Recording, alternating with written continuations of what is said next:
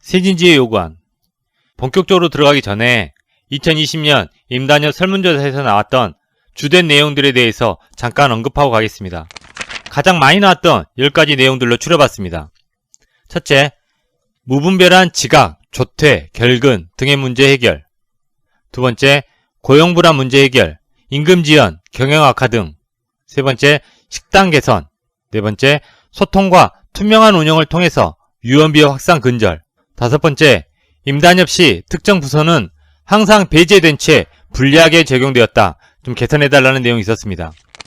여섯 번째, 교육비 지원 확대, 대학 지원 확대 등 현실적인 지원. 일곱 번째, 가족수당의 인상 및 확대. 여덟 번째, 안전교육 문제 및 참여자, 교육의 질 등의 문제 해결 방안 제시. 아홉 번째, 화장실 흡연 등 흡연구역 이외에 흡연 단속 필요하다, 불편하다는 내용이 있었습니다. 열 번째, 부서별 혹은 직군별, 업무별로 여러 격차, 업무량, 금전적인 문제 해소해달라는 내용이 있었습니다. 이러한 내용을 최대한 담아서 요구안을 만들어 보았습니다. 이제 본격적으로 세진지 임단협 요구안을 설명해 드리도록 하겠습니다. 단체협약 수첩을 보시면서 설명을 들으시면 더 편하게 들으실 수 있습니다. 단체협약이 변경되는 부분 위주로 자료를 만들었기 때문에 이번 자료에서 생략된 부분은 단체협약 수첩을 보시면 됩니다. 이제부터가 세진지의 요구안 시작입니다. 3월 20일 6기 1차 정기대의원대회에서 20년 임단협 요구안을 확정했습니다. 4개의 개정안과 9개의 신설안, 그리고 3개의 문구 수정, 그리고 별도 요구안까지 총 16개의 요구안으로 2020년 임단협 요구안을 확정되었습니다. 자, 첫 번째, 46조 경영상 이유에 의한 해고 제한. 이건 개정안입니다.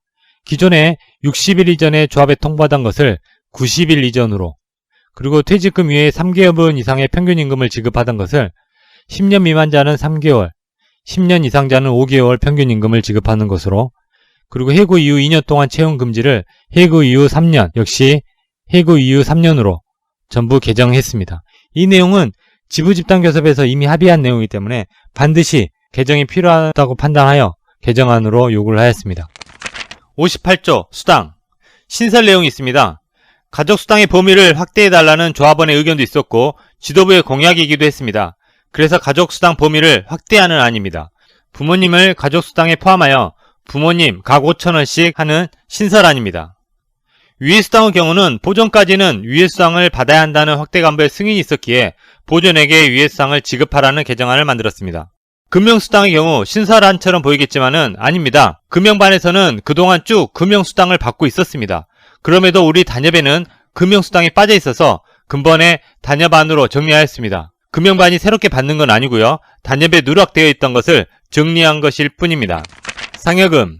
2019년 임금 개편 시 설 추석 상여금 중 100%를 통상임금화하여서 현재 설 추석 상여금이 50%씩 지급되고 있습니다. 그래서 근본 단협에는 이런 부분이 수정되어야 합니다. 그래서 상여금의 문구를 수정안을 만들었습니다. 기존 안 800%를 700%로, 설 추석을 각 50%로 수정하는 안입니다. 제74조 시험 및 종업시간.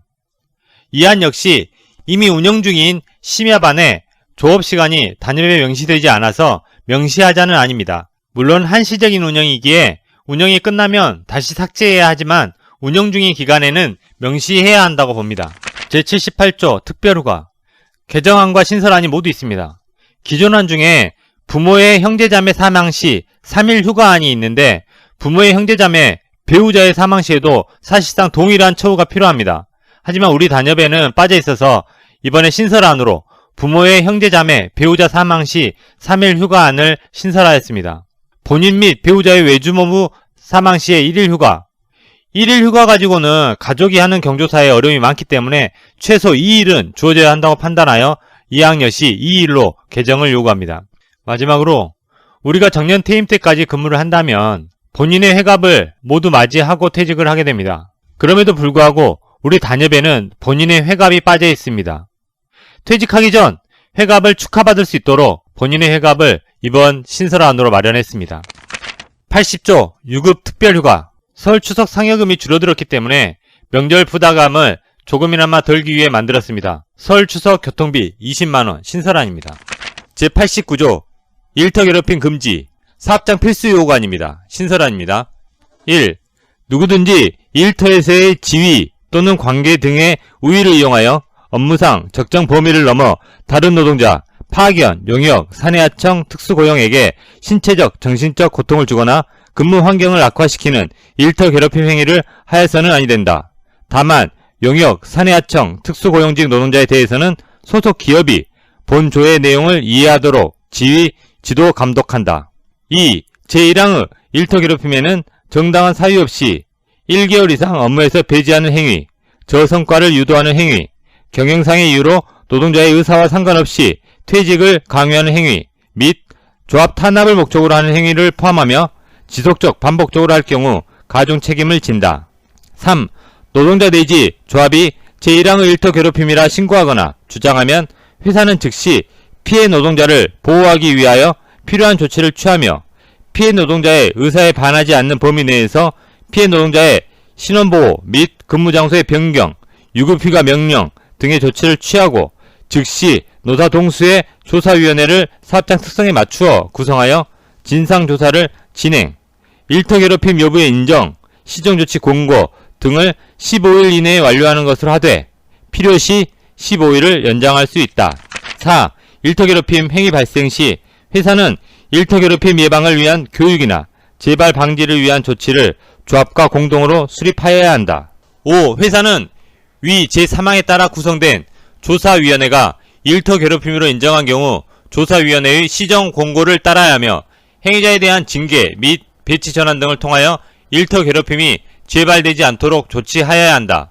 이때 회사는 징계 등의 조치를 하기 전에 그 조치에 대하여 피해 노동자의 의견을 들어야 한다. 6. 회사는 피해 노동자가 요청하면 근무 장소의 변경, 전환 배치, 유급 휴가 명령 등 적절한 조치를 하여야 한다. 7. 회사는 제1항에 따른 일터 괴롭힘 발생 사실을 신고한 노동자 및 피해를 입은 노동자 등에게 해고나 그 밖의 불리한 조치를 하여서는 아니 된다. 제92조 산전산후유가 개정안입니다. 1항에서 6항까지는 출산하는 조합원의 경우 보장받는 아니고 자세한 내용은 수첩을 보시면 아실 수 있습니다. 근본 개정안은 작년에 개정된 남녀고용평등법 18조 2에 따라 출산유급 간호휴가를 10일간 주는 안입니다. 또한 분할 사용 가능하다는 내용이 포함되어 있기에 근본 개정안을 함께 담아서 만들었습니다. 기존 30일 이내 5일간이었던 안을 90일 이내 10일간 사용할 수 있고 1회에 하나여 분할 사용할 수 있다는 내용입니다. 제108조 건강진단 개정안입니다. 기존 10년 이상 또는 나이 40세 이상 대상자를 10년 이상 또는 나이 35세 이상으로 건강진단 대상자를 넓히자는 안입니다. 물론 배우자 포함입니다. 제109조 임시건강진단 신설안이 있는 내용입니다. 다양한 상황에서 임시건강진단을 조합이 요구할 수 있는 권리가 담겨있는 안입니다. 그런데 최근 같은 전염병 관련 상황이 빠져 있어서 만일의 상황을 대비해 전염병 관련 시에도 조합에서 긴급 임시건강진단을 요청할 수 있게 요간에 담아보았습니다. 제6항 국가적 전염병이 창궐하여 의심 조합원들이 검사가 필요한 경우, 그리고 기존에 있던 6항부터는 7항으로 밀리게 됩니다. 제112조 재해자 및 질병자의 보장 신설안입니다. 요양, 휴업보상, 장애보상, 업무상 재해보상 등에 대한 처우에 대해서 다양하게 구정하고 있지만 간염병에 대한 처우가 없어서 신설하게 되었습니다. 의심지역 방문이나 확진 환자와 직간접적 접촉이 있었고 그 후 의심 증상이 보이기 시작하여 반드시 검사가 필요하다고 판단될 때 바로 그때부터 유급휴가를 부여하자는 취지로 요구안을 만들었습니다. 의심 증상이 있는 조합원이 편하게 검사받을 수 있는 환경을 조성해 줄 때 길게 보면 간염병을 예방하거나 확산을 막는 데 더욱 도움이 될 거라고 생각합니다. 제126조 지진 발생 시 대응 매뉴얼 마련 역시 신설안입니다. 지부집단 협약에 합의된 사항이기도 하고 단체 협약에 반드시 들어와야 될 사안이라 판단되어 신설안으로 요구합니다. 각 부서별 상황에 따른 세부 지진 대응 매뉴얼을 마련한다. 부서별 세부 대응 체계, 대응 내용, 점검 및 보수 담당을 선정하고 추가 필요한 세부 사항을 정리하기 위한 세부 매뉴얼 마련을 요구한다. 1. 회사는 전 직원 대상으로 지진 발생 시에 대응 방안에 대한 훈련 및 교육을 연 1회 2시간을 안전교육 시간에 진행한다. 2. 회사는 사내 전체 설비 및 시설물에 대한 사전 점검을 노사 공동으로 점검하고 결과를 조합에 통지한다.